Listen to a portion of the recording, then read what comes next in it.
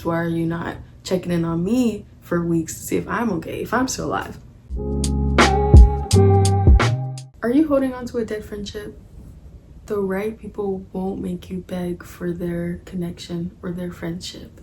I have dealt with so many friendship breakups, unfortunately, and because of those, I am a better person, I would say, more happy, more peaceful. Don't force friendships that are already fading. In this video, I'll talk about, I have my notes, what it looks like to force your friendships. My turning point on when I woke up and I was like, what am I doing? What am I doing here?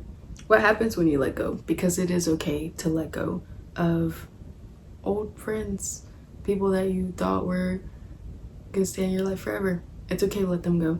Things that I've dealt with navigating friendships and connections. This is nail polish. I need to get a little microphone. But anyways, okay. What does it look like to force a friendship, you might ask? Because I would ask the same question. I think I would say, are you always texting the person first? Are you always the friend that is keeping the conversation alive, keeping the friendship alive? Are you always making the plans, inviting them out, texting them first, calling them first, doing everything first before they even think about reaching out? I think that is forcing a friendship, and you may be outgrowing that friendship if that is the case. In my experience, I've had friends where I'm the one who's texting them first. I'm texting them, hey, how are you? I'm just checking in on you. Weeks later, they say, oh, hey, I'm good. Thank you for texting me. Weeks later, that's when they respond. I should have left a long time ago, because I don't think that's how friends should be, unless that is how your relationship is. I do have friends that we text once a month, check in. We both text once a month. We swap it. Hey, how are you? Her, hey, how am I? And then we can text back and forth. But if it's just like a one-handed, you're sending all the messages, you're the first one reaching out, doing all of these things, I think you've outgrown it. And it's time to let it go. You gotta let it go. And it is hard. It's pretty hard. Are you making excuses for yourself on their behalf, or like for them on your behalf, if that makes any sense? You text them, they don't respond. You're like, oh, they must be doing this. They must be doing that. They're hard at work. They're going through stuff. But so are you, and you're still being able to reach out, to be a good friend, to try to have that connection. That's forcing the friendship. Just like pushing when that door is closed. Their door is already closing on you, and you're still like trying to make that friendship last. My turning point was when I realized that I was trying to hold on to a friendship, any kind of friendship, that the other person, it was already fading. They're already letting it go. For example, they didn't seem to care about anything that you had to say, anything. It was only about them. When I stopped reaching out, all communication stopped completely. So I stopped saying, hey, how are you? Like, how's life been? How's it going?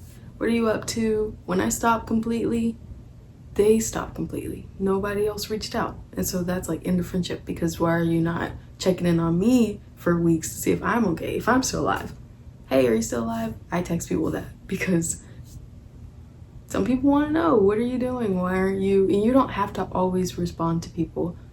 But I do think as a good friend, you should be able to like respond to that. Hey, I'm okay. I've been working a lot. I've been doing whatever. And then go about your day. You don't have to text people 24/7. That is way too much. Because some people are sent for a season, and then some people are sent for a lifetime. So some people might just be in your life for a little season. You don't have to like grip onto that. Oh, they're my bestie. Oh, we've been friends since we were 2. We've been family. You don't have to hold on to them forever, because they could just be in your life for a little bit, and it's time to let them go, move on, and find better people for your life. Let the Lord bring better people into your life. What happens after you let go? I'm still reading my notes.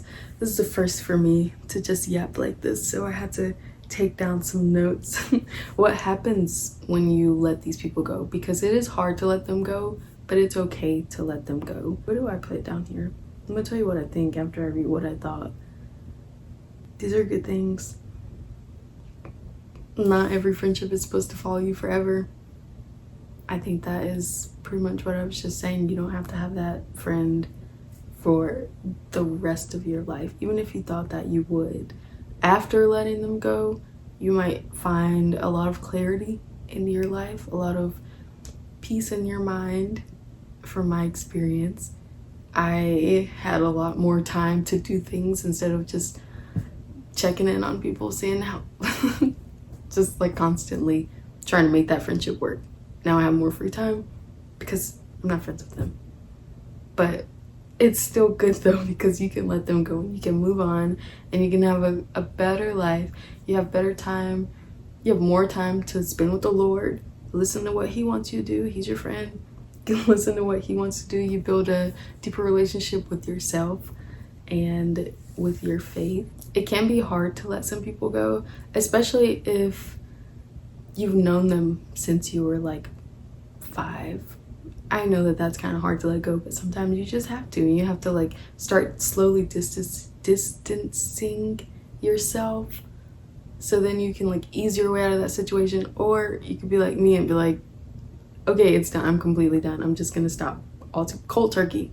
I'm quitting this friendship cold turkey. No explanation, because they built this and they are the reason, I would say, especially if you're putting in all of the effort. They're the problem. What was the reason? They're the reason. So things that I've learned with outgrowing friendships is you don't have to force what's meant for you. So you don't have to force a friendship that's meant for you, because they're gonna eagerly want to talk to you and to hang out with you and to just be in your life. They're gonna be happy for that. You won't have to force it. So I have quality over quantity. You don't need 1,000,000 friends. There's no reason to have 1,000,000 friends. I know like when you get older, you network, you meet a lot of people, but not all of them are just like your closest friends. You just need a little handful. 5 might be a lot. 2, I have like 2 or 3, and they respond to me timely. I respond to them timely. We hang out. 2 of my friends, we only hang out once or twice a year each for each other's birthdays. And so we just text. We're adults, we're grown. We hang out on our birthdays. We text whenever. We like check in, make sure everybody's okay. But I do think having a smaller knit group, like a close knit group, is a little bit better than having 1,000,000 friends, because that's, I don't know, it's just so much to keep up with. You don't need all that. You don't need to chase people either. If they don't want to be your friend, let them go, because they didn't want to be in your life. Let them leave. Tell them to find the door. They don't need to be here. And then your peace is important as well. So you're stressing over having 20 friends. That's 20 more things to stress about that you're not supposed to be stressing about. It's not funny, but I don't know, you might understand it. But anyways, you have a little bundle of friends. That's pretty much all you need. Good, genuine people who care about you, people that you care about. You don't need to be Miss or Mr. Popular. 50 million friends everywhere. And sometimes God removes people from your life. I know that I pray that the Lord removes people out of my life that don't need to be there, and he answers immediately. Those people, they skedaddle super quickly. So if you are like a little iffy on like a person, just be like, God, take them out of my life. No harm to them if they're not supposed to be here. No harm to me either. And I also pray that like the Lord takes him out of my life, but with like little drama, because I've had friendship fallouts that were just like crazy, and I was like, what is going on here? So then I just pray that he takes them out quickly and quietly. So pray that if you're like a little iffy on if you think that they should stay there. Some people they just stay. And then you're like, are you sure that you want these people to stay here? They need to leave. And I think that is when you should take it upon yourself to, you need to leave. You need to get out of there. You need to skedaddle. But outgrowing people is a part of growing up. You don't have to keep every single friendship that you've always had in your life. You don't have to force your friendship. Just think about it. Are you forcing a friendship that is fading in your life? Because honestly, I feel like I might be forcing one friendship that is still in my life that I really do want to keep. So I'm keeping it. But if it's like bringing you like stress and it's weighing you down and you're just like, I gotta keep her as a friend, like I just need to, then you should probably rethink it. Probably don't need to if it's like bringing that much into your life, that much turmoil into your life. But anyways, that was me yapping for like the first time like this with my little nail polish mic. It was fun, and if you liked it, I do have more ideas for other little yap sessions. I might do some little yap sessions on me becoming a wife. I had my first boyfriend and then I got married within a year, under a year. So I might get to talk about that. I don't know. But subscribe if you like honest girl talk and you would like to hear more. Okay, bye.